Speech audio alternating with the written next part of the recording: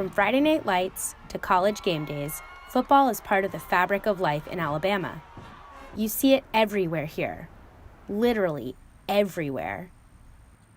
High school football stars are local heroes, and boys like Jenny Lamey's sons dream of being just like them. Well, and I mean, we're in Alabama. It is kind of part of the boy culture. You know, if you're playing sports, you kind of want to let them try it if they desire to do it. Jenny has 3 sons.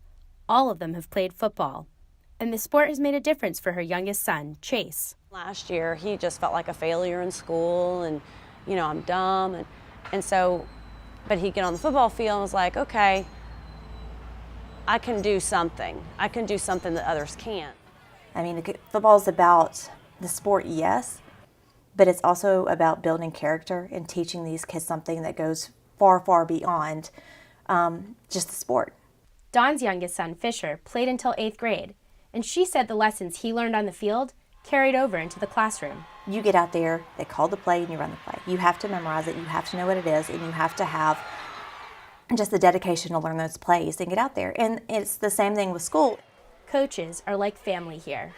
So the mentorship from the coaches and the leadership and kind of showing grace and forgiveness and, you know, discipline, that's all been mostly a positive experience. There's something awesome about knowing that there's one more person that loves your child.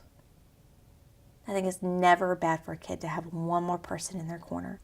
Chuck Langner was one of those coaches. He spent nearly 30 years on the sideline as a coach, and before that, he was a football player at Auburn University.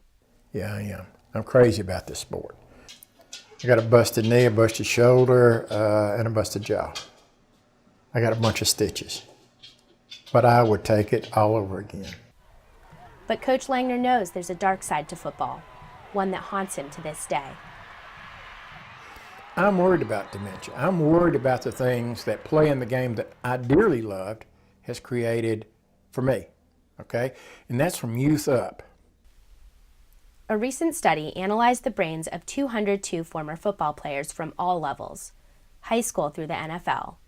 177 had CTE. CTE is a degenerative brain disease caused by years of repeated head trauma, such as hits to the head and concussions. CTE comes with a host of symptoms, including memory loss, dementia, and suicidal thoughts or actions. It can only be diagnosed after death. Both players and parents here know the dangers of CTE, but numbers show it's not enough to keep them from Alabama's favorite pastime. Enrollment in high school football has been dropping across the country, but in Alabama, it's remained steady and even increased recently. And so it's just not the same football it was when my dad was young. It's not the same football it was when my husband was young. Dawn says what's changed is the equipment her son Fisher used, like helmets with improved fit and impact transfer reduction, and the new training his coaches had.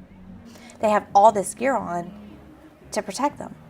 I mean, my child is more likely to get hurt doing some of the other stuff that we do than he was on the football field. More likely. But even with the new gear, Coach Langner fears the risks of competitive youth football outweigh the rewards. Life is not all about football, contrary to what I grew up with, okay? It's not life. There's nothing in life that's more important than his health and the welfare of that child. Coach Langner himself is still learning about CTE. He recently participated in a study at the University of Alabama at Birmingham that evaluated the impact of concussions on cognitive function.